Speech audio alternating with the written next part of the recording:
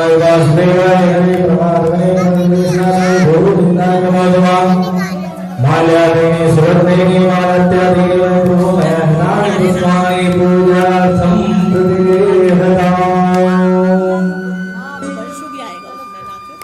ॐ पुष्पं पुष्पमाल्यां समर्पयामि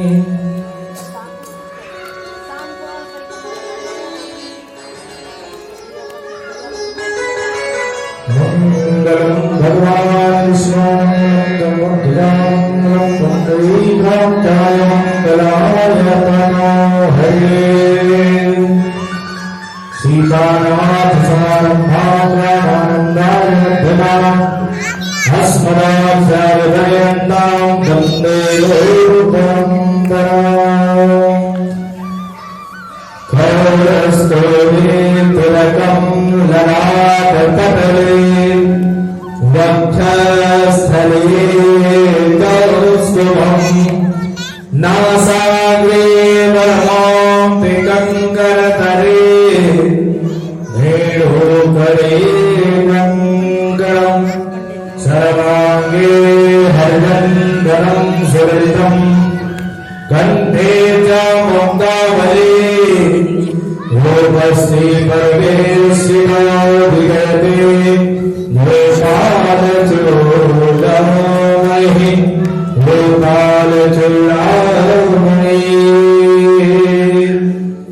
नमो विशालबुद्धेः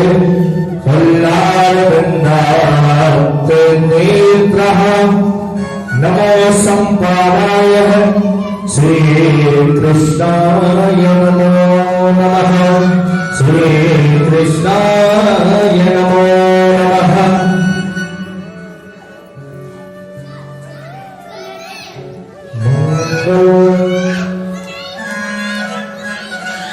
हरि ओम ससिनमन्यो रहस्यवासुनः प्रोक्ता श्रीराम ससिनाथो ईश्वरेहि स्वस्ति नो ओम नमो ब्रह्मणदेवाय गोब्रह्मणहिताय जगद्धिताय कृष्णाय गोविन्दाय नमो नमः नमो सन्ताय सातमूर्तये सहस्रपादास्योर्भावे सहस्रनाम्ने पुरुषाय सरस्वते सहस्रकोटियुधाय नमः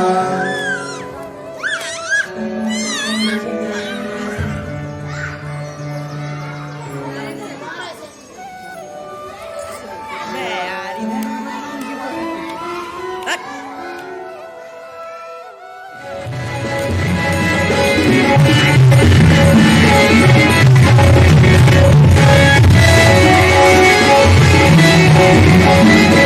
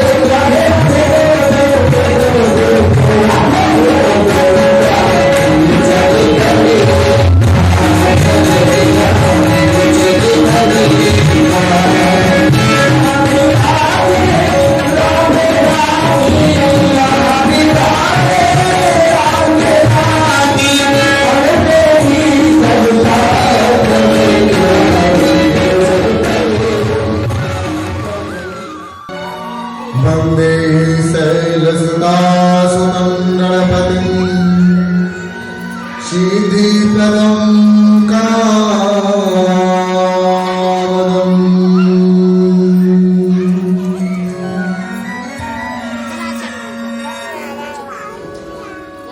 सानन्दमानन्दवने वसन्तम् आनन्दकन्दं हतपापविन्दम्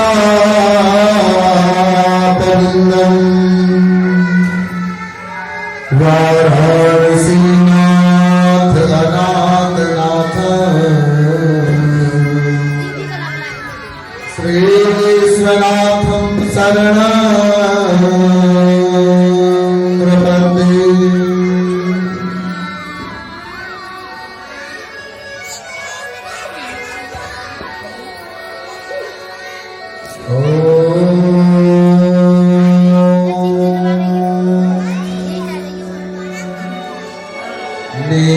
नीलसरोरुभुजां तरुण अरुणवायुनयन करभुजमवैधार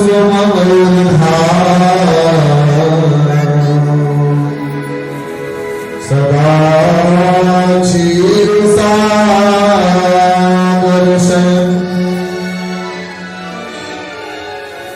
बन्धु गुरुपद पदुम परागा सुरुचि सुभाष शिशरस अनुरागा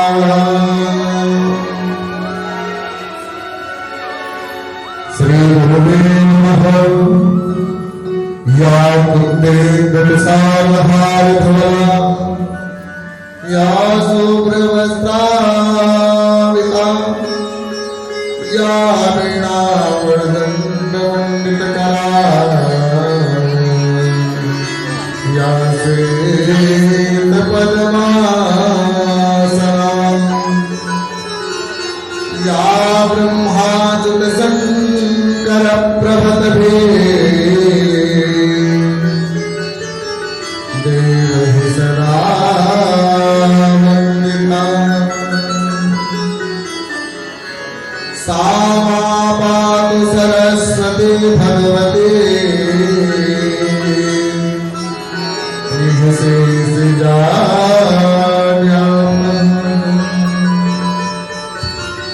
हस्ते स्फाटिकां बिभ्रते पद्मासने संस्थितां वन्दे तां परमेश्वरी भगवती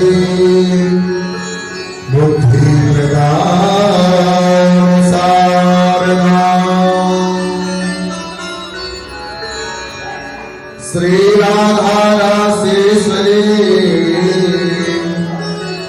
रस शेखर हर्षां मुरली अधर विराजत कालिंदे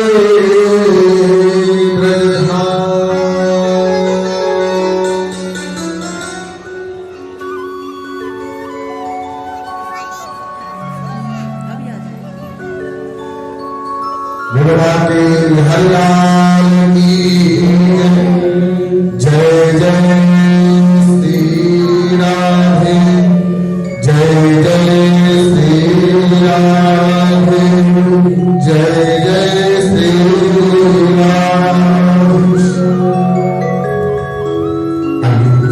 भगवान वासुदेव जी के चरणों में चलते हैं। आज का दिन प्रभु का वह विशेष दिन जिसमें प्रभु के 24 अवतारों को श्रवण करने का सौभाग्य एक साथ मिलता है कि प्रभु ने इस पृथ्वी में ये कलयुग माता पहली बार रहने आया है। ये 28वीं बार कलयुग आया है और अब तक जितनी बार यह कलयुग आया तब तब परमात्मा ने उस प्रभु ने अपने भक्तों के लिए बार बार अवतार लेकर के उनके कल्याण के लिए मार्ग को प्रशस्त किया। जब भी धर्म के ऊपर किसी प्रकार की विपत्ति आई, निश्चित रूप से तब परमात्मा का अवतार हुआ है। प्रभु अपने भक्तों के लिए, अपने शुभ चिंतकों के लिए, उनसे प्रेम करने वालों के लिए परमात्मा ने न जाने कितने अवतार लिए, लेकिन उन अवतारों में कुछ ऐसे प्रमुख अवतार जिसके द्वारा उन्होंने अपने भक्तों का कल्याण किया। आइए उन्हीं अवतारों को हम कथा श्रवण करें, जिस कथा का रसोपान करके मनुष्य अपने जन्म जन्मांतर के किए गए पाप कृत्य को नष्ट कर लेता है, मन के हर प्रकार के काम क्रोध मद लोभ आदि पर विजय प्राप्त कर लेता है। उसी दिव्य कथा का हम श्रवण करते हैं। प्रभु के हस्त में जिस प्रकार से सुदर्शन चक्र विराजमान है और प्रभु अपने हाथों में शंख चक्र गदा पद्म धारण करके अपने भक्तों के दुखों को सदैव दूर कर रहे हैं, ऐसे गोविंद के चरणों में हम कोटि कोटि प्रणाम करते हैं। और हमारी प्रार्थना हनुमान जी महाराज से भी है, जो ब्रज भूमि के कण कण में विद्यमान होकर के प्रभु के चरणों की धूल और प्रभु के चरणों के दर्शन के लिए जो सदैव लालायित रहते हैं। आज भी देखो मथुरा वृंदावन आदि में हमारे हनुमान जी सदैव उस भाव से वहां पर विराजमान रहते हैं। जड़ जंगम अंश और चेतन, इन सभी की मैं हृदय भाव से प्रार्थना करता हूं।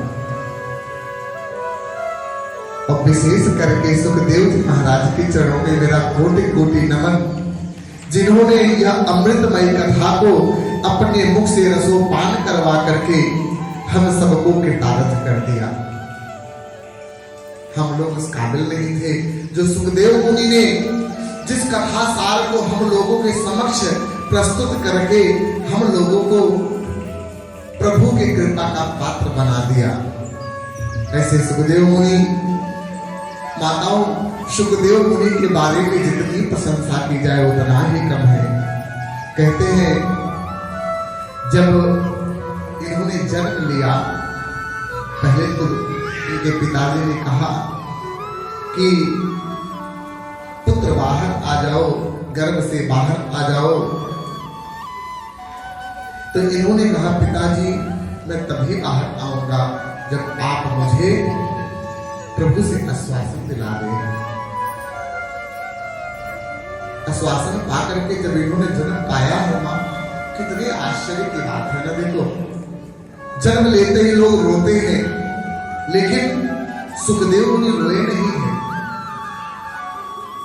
बल्कि जन्म लेते ही अपने नाभि को गले से लपेट करके वह जंगल की तरफ जाने लग गए। जब उनके पिताजी रोक रहे थे, कहते हैं एक आश्चर्यजनक घटना वहां घटी थी मां।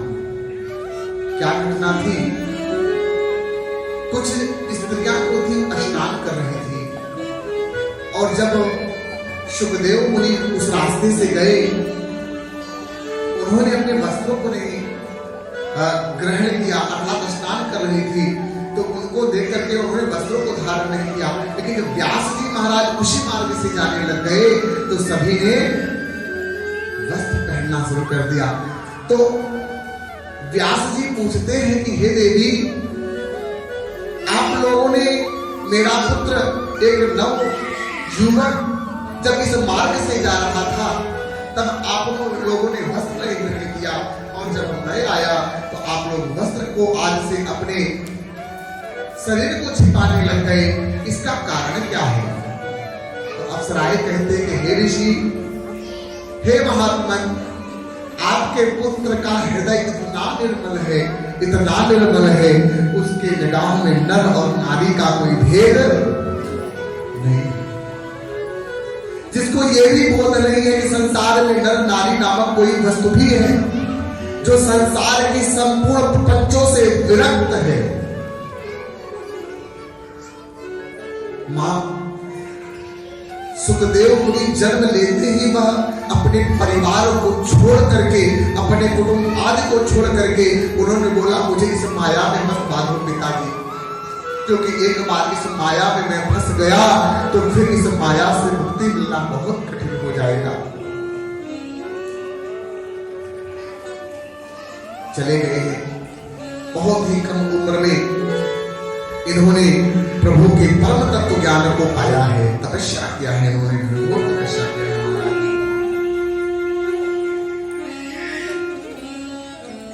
लेकिन व्यास जी के मन में एक बात हमेशा लगी रहती थी। एक बार व्यास जी महाराज कुटिया में उन्होंने एक गौरैया के बच्चे को देखा। किसके? गौरैया के बच्चे को, जोड़े थे। तो जब गौरैया के बच्चे को देखा इन्होंने, तो वो गौरैया अपने अंडे को सेक करके जब उसमें से बच्चा निकला तो उसको बड़े भाव के साथ में अपने मुख में लाती थी और उस दाने को उसके मुंह में डाल देती थी। तो व्यास जी कहते हैं जब पक्षियों में अपने पुत्र के प्रति इतना प्रेम हो सकता है तो हम साधारण मनुष्यों में यदि अपने संतान के प्रति प्रेम हो तो इसमें कोई आश्चर्य नहीं है। एक दिन व्यास जी बड़े उदास रहते थे, कहते थे मेरा पुत्र हुआ भी, इतने दिनों के बाद पुत्र का सुख भी मिला, लेकिन वो सुख अभी पूर्णतः प्राप्त नहीं हुआ। एक दिन नारद जी को बुलाया, नारद जी को बुलाया।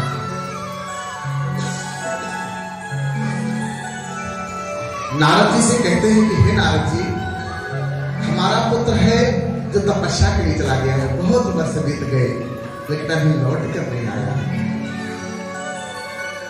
उन्होंने भागवत जी का एक पद्य जो है सुनाया और बोला इसको याद करके आप जाओ, जहां मेरा पुत्र है ध्यान योग में खोया हुआ है, आप जाकर के इस पद्य को गाओ।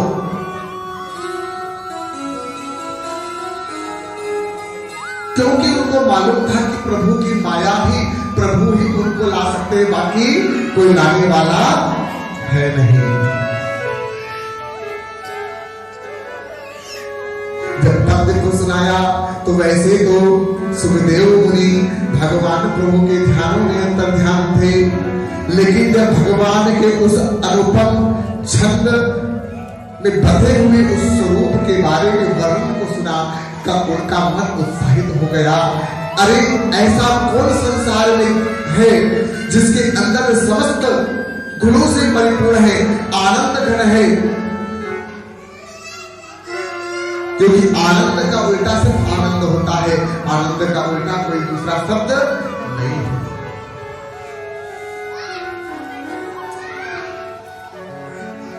आनंद कंद, आनंद वरुणालय जो है प्रभु, उन पर वरुणालय की कथा को श्रवण करके मन उनका विह्वल हो गया और आकर के पूछते हैं, जो ग्वाले का रूप बना करके नारद जी गए थे उनसे पूछते हैं, अरे भैया ये पद्य तुमने सीखा कहां से है?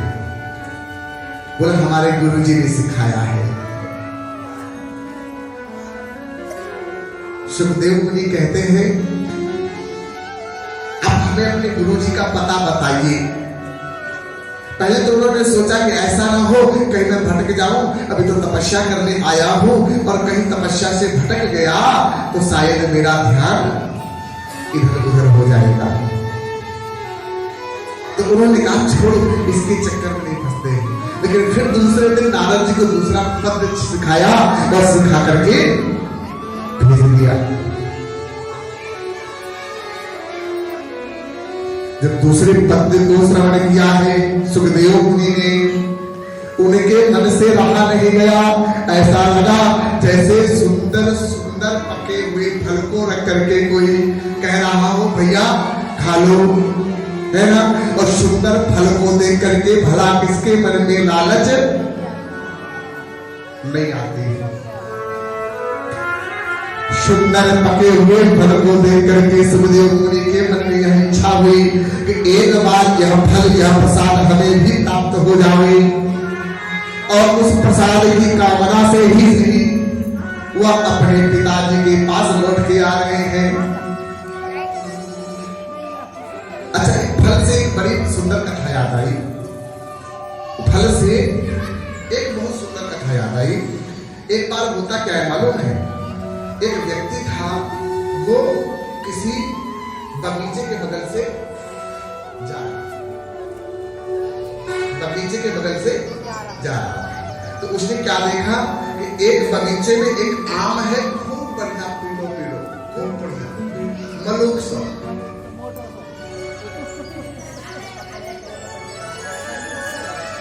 ठाकुर बाबा की आदमी देखने लगा, ये यहाँ आसपास में तो है तो ना, निगाह मारा, कोई दिख नहीं रहा है। अच्छा, उसने क्या काम किया, फल तो बड़ा अच्छा लग रहा है, तो क्या करे, तो मन हुआ कि ये फल हमें मिले जाओ। तो जैसे तैसे झाड़ियों को हटाया और अंदर गया। बोला, देखा किसने? आंखों ने। देखा किसने? आंखों ने। लेकिन आंख जा नहीं सकता है वहां पर। जाएगा कौन? पैर जाएंगे ना। जाएगा कौन? पैर। बोले, देखा आंखों ने, लेकिन गया पैर। अच्छा भैया, पहुंच तो गया बगीचे में, लेकिन जा तो सकता है बगीचे में, लेकिन तोड़ नहीं सकता महाराज है। तोड़ेगा कौन? हाथ। तो समझिए, देखा किसने? आंखों ने। गया कौन? पैर। तो तोड़ा किसने? जिसने देखा वो गया नहीं, और जो गया उसने तोड़ा नहीं, और जिसने तोड़ा उसने खाया नहीं। ये मत समझना उस बात की बात कर रहा हूं महाराज। आप लोग भी धन कमा के लाते हो, तो क्या आप उसको अपने पास अपने खुद खा लेते हो क्या? नहीं ना, समझेगा महाराज इस बात को। जो देखा सो गया नहीं, जो देखा सो गया नहीं, जो गया सो तोड़ा नहीं, जो तोड़ा उसने खाया नहीं, और जिसने खाया वो रखा नहीं। खाया किसने? रखा किसने? जो रखा वो पिटा नहीं। तब तक आगे रखा के उसका मजा पिटा गया कौन? पीठ। भगवान के लाल की। तो जो देखा वो गया नहीं, जो गया उसने तोड़ा नहीं, और जिसने तोड़ा उसने खाया नहीं, और जिसने खाया उसने रखा, और जिसने रखा वो पिटा नहीं। पिटा कौन? बोले, पंडित जी ये तो अन्याय हो गया। हाँ, अन्याय है ना। तो बोले, कथा तो अधूरी रह गई। बोले, क्या? इसके आगे एक लाइन और है। बोले, क्या? पिता तो पीठ, लेकिन जो पिता और रोया नहीं महाराज। रोया किसने? आंखों ने ना। देखा किसने था? बात समझ में आई? इस दुनिया के कितने भी चक्कर काट लो, कितने भी चक्कर काट लो, लेकिन जिसने किया है फल उसी को ही भोगना। जिसने जो कर्म किया है भोगना उसी को। चाहे प्रपंच कितना भी क्यों ना हो जाए, रास्ते कितने भी क्यों ना बदल जावे, व्यवस्थाएं कितने भी क्यों ना बदल जावे, लेकिन भोगना उसी को पड़ेगा। एक बार बोलना पड़ेगा, राधे राधे राधे। अब सुखदेव मुनि जब अपने पिताजी के पास में आए, तो उनसे कहा कि आप जो है मुझे इस भागवत कथा को सुनाइए।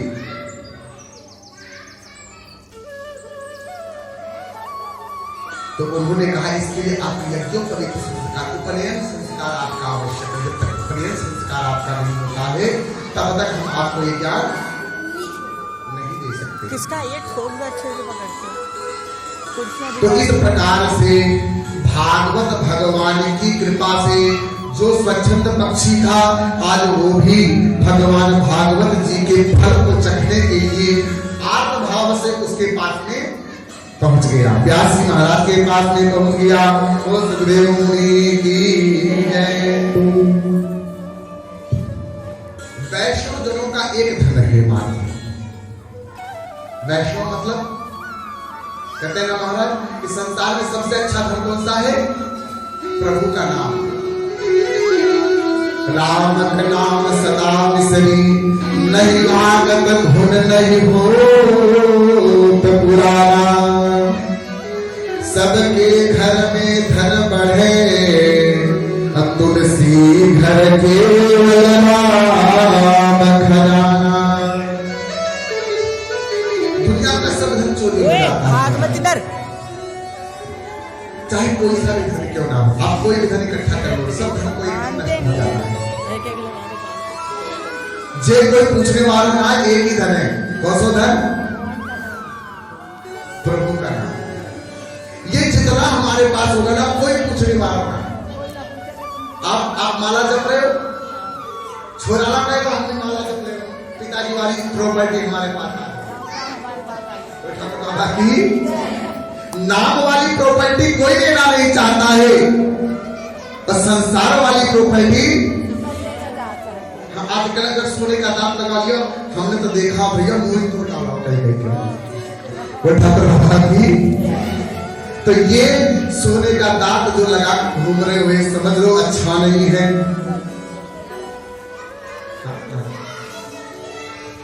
प्रभु ने कहा मनुष्य के शरीर में जहां बहुत अच्छाइयां हैं, वैसे ही शरीर में, इस शरीर में 3 बुराई बहुत व्याप्त है महाराज। कौन कौन सी मालूम है आपको? इस शरीर है ना, इसमें कथा में, जैसे आप कथा में आ रहे हो ना, तो 3 चीज आपको बहुत परेशान करेगी। पहली चीज क्या है? निद्रा। भगवान के पूजा में सबसे बड़ी बाधा कौन है? निद्रा देवी। कई लोग कहते हैं पंडित जी हम जाप करें ना, जब माला करें ना, तो क्या आता है? आलस, निद्रा और जमुहाई, ये तीनों दरिद्र के भाई। किसके भाई है? कौन कौन? आलस्य, निद्रा और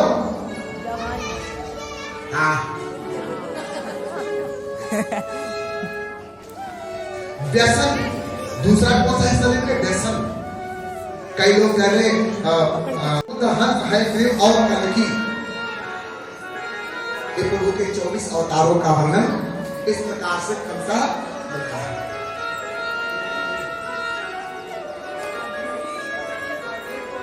ब्रह्मा जी एक दिन चिंता में पड़े, बोले मैं सृष्टि की रचना तो कर रहा हूं, लेकिन इस सृष्टि तब रची जाएगी ना जब पृथ्वी होगी। जब पृथ्वी नहीं होगी तो सृष्टि की रचना करने का क्या लाभ है? पृथ्वी कहां थी उस समय? हिरणाक्ष जो था, इस धरती माता को, पृथ्वी मैया को उठा करके रसातल में लेकर के चला गया। ब्रह्मा जी चिंता में पड़े, उस महादैत्य से लड़ेगा कौन, और उसको लेकर के आएगा कौन धरती को, और इतने दलदल और कीचड़ में फंसे हुए निकालेगा कौन। अभी ऐसा चिंता ही कर रहे थे कि ब्रह्मा जी के नाक से एक छोटे से बारह निकलते हैं। कई लोग कहते हैं शुक्र और बारह में अंतर होता है। कई लोग शुक्र कहते हैं शुक्र भगवान अवतार है, नहीं, शुक्र का और बारह का अवतार अलग है। बारह जो होता है आपके जंगल में पाया जाता है, जो बहुत ही विशाल और दिव्य होता है महाराज। बोले प्रभु को 12 अवतार को धारण किया है। पूछा है किसी ने कि प्रभु तो और भी अवतार धारण कर सकते थे, कि 12 का अवतार क्यों धारण किया? ब्रह्मा ने सृष्टि के कल्याण के लिए उत्तम विचारों को सोचा है। उत्तम, जब अपने निज स्वार्थ उससे उठ करके मनुष्य संसार के कल्याण के लिए सोचता है, जो अच्छे विचारों का वर्ण कर लेवे वही 12 है। अच्छे विचारों का वर्ण करने वाला 12, उसको क्या कहते हैं? और बारात की एक और खासियत थी, और बारात दो प्रकार के होते हैं। कितने प्रकार के होते हैं बारात? दो प्रकार के। एक नीला बारा होता है और एक श्वेत बारा होता है। जो इस प्रकार से इन बाराहों का अगर सुबह सुबह 12 भगवान का दर्शन करे, 12 भगवान की पूजा करे, कहते हैं उसके ऊपर धरती मैया की बहुत जल्दी कृपा हो जाती है। कई लोग कहते हैं हमने जीवन में कभी बहुत कमाया, लेकिन हमारे ऊपर धरती माता की कृपा नहीं हुई। एक बार अपने मन में भाव रखते हुए 12 भगवान का आप स्मरण करिए, जो रसातल से ला करके स्थापित कर सकते हैं। तो समझ लीजिए अगर 12 जी की कृपा हो जाए तो हमारे ऊपर धरती मैया की कृपा क्यों नहीं?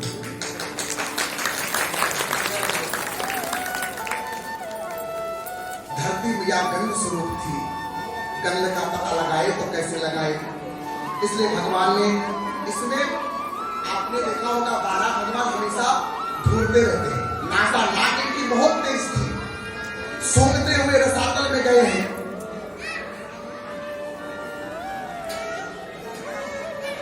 और जब रसातल में गए हैं तो यहाँ जो हिरणाक्ष था ये भी बहुत ताकतवर था। ये वरुण देव के पास में गया, कहने लगा मुझसे युद्ध करो, क्योंकि सृष्टि में कोई दिखाई तो देता नहीं है। आप मुझसे पहले ब्रह्मा जी के पास में गया तो ब्रह्मा जी ने कहा हम तो बूढ़े ठहरे, हम भला कहां से लड़ेंगे। तो फिर वरुण देव के पास में गया तो वरुण देव ने भी मना कर दिया। बोले हाँ मैं तुम्हारे इस खुजली को दूर करने का एक उपाय बता सकता हूँ। बोले कौन? बोले अभी रसातल में एक महायोद्धा प्रवेश किया है, जाओ उसी से लड़ाई करो, इसी से लड़ाई करने से तुम्हारे जो हृदय की खुजली है वो मिट जाएगी। फिर यहाँ पे 12 भगवान धरती माता को लेने के लिए रसातल में गए, वहां से लेकर के आ रहे हैं। हिरणाक्ष बहुत ललकारता है, 2-4 घूसे भी मारा, लेकिन फिर भी 12 भगवान ने कुछ बोला नहीं। और ले आकर के धरा को स्थापित किया, और जैसे ही धरा को स्थापित किया है वैसे ही किसी ने पूछा कि हिरणाक्ष कौन है? हिरणाक्ष किसे कहते हैं?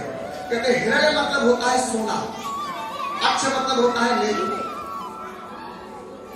जिसके नेत्रों में सदैव सोने को पाने की ख्वाहिश बनी रहे वो कौन होता है? हिरणाक्ष। इसके अच्छे में हमेशा लगता था कि कितना धन वैभव सत्ता का मैं स्वामी बन जाऊं।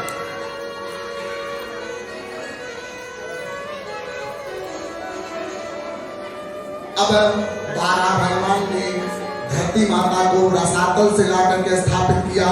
उसके बाद में एक ही मुट्ठी प्रहार से हिरणाक्ष का जय जय सीता। 12 भगवान की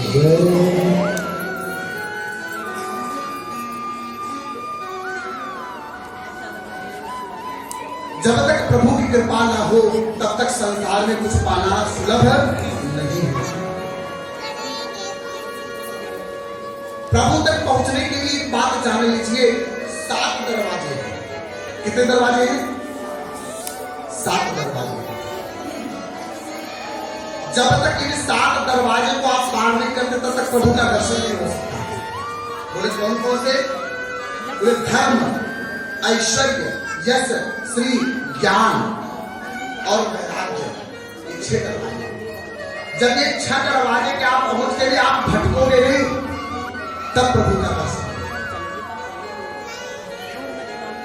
7वें द्वार में 2 द्वारपाल है, उनका नाम है जय और विजय। जब 7वें द्वार पे आप पहुंचा है, एक बार सनक सनंदन सनातन संत कुमार 6 द्वारों को पार करते हुए प्रभु के दर्शन की इच्छा लिए हुए 7वें दरवाजे पे पहुंचे तो दरवाजे पे ही जय विजय ने उनको रोक लिया।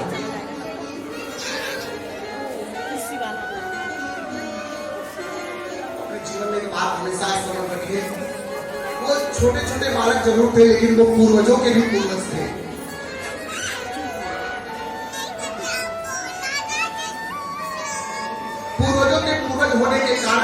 जब उन्होंने रोका है, इन्होंने जाने की जिद किया, जब नहीं माने तो सनक सनातन सनंदन सनत कुमार ने चारों ब्रह्मर्षि पुत्रों ने जय और विजय को श्राप दे दिया। हालांकि इनके श्राप का कारण इनके मन में उत्पन्न होने वाला अहंकार था। लक्ष्मी ने पहले श्राप दिया था और उसी के कारण इनको यह श्राप मिला। जाओ 3 योनियों तक आपको राक्षस की योनि में जन्म लेना पड़ेगा। ये जो बच्चे दौड़ रहे हैं इनको शांत करवाएंगे आप। बच्चे अपने अपने जगह पे बैठ जाए। तो यही जय और विजय जो थे, यही 3 जन्मों तक असुर रूप में अवतार लिए। तो इनका जो पहला राक्षस रूप में जन्म हुआ था, हिरण्याक्ष और हिरण्यकश्यप के रूप में हुआ था। यही जय और विजय नामक दूत जाकर के अगले जन्म में क्या हुए? हिरण्याक्ष और हिरण्यकश्यप नामक 2 राक्षस हुए।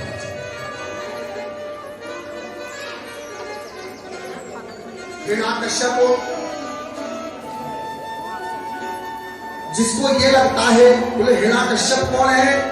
बोले जो सोने का पलंग बना करके, गद्दा तकिया लगा करके सोता है, जिसको लगता है सोने में ही सारा सुख है, वही कौन है? हरा कश्यप है महाराज।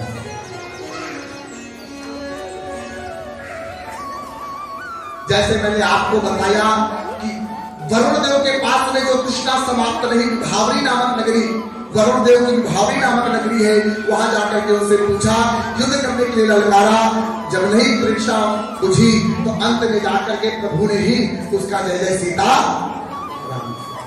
कहते हैं। युद्ध में जो उनका रोए टूट गए थे, उसी से उसका निर्माण हुआ। किसका निर्माण हुआ? उसका। और जो उनका परिश्रम करने पे पसीना गिरा, उसी से तिल का निर्माण हुआ। किसका? तिल भी 3 प्रकार का होता है। कहते एकादशी के दिन जैसे आप चावल का उपयोग कर सकते हो, तो भगवान ने कहा है अगर तिल का उपयोग किया जाए तो सर्वोत्तम माना जाता है। पितरों की अगर एक तिल के बारे में, अगर आप अभी कथा में सुनोगे, जब वासुदेव और देवकी अपने बच्चे को जन्म दिया, किसी को कन्हैया को जन्म दिया, तो उन्होंने मन में कहा अगर किसी के बच्चे के घर परिवार में अगर छोटे बच्चों का जन्म होता है तो तिल का दान जरूर करो। उससे क्या होता है, कितने खराब ग्रह क्यों ना हो, उनके बच्चों का निश्चित रूप से ग्रहों की शांति मिल जाती है, उस बच्चों को निश्चित रूप से दीर्घायु की प्राप्ति होती है। बोल बाके बिहारी लाल की जय जय जय जय।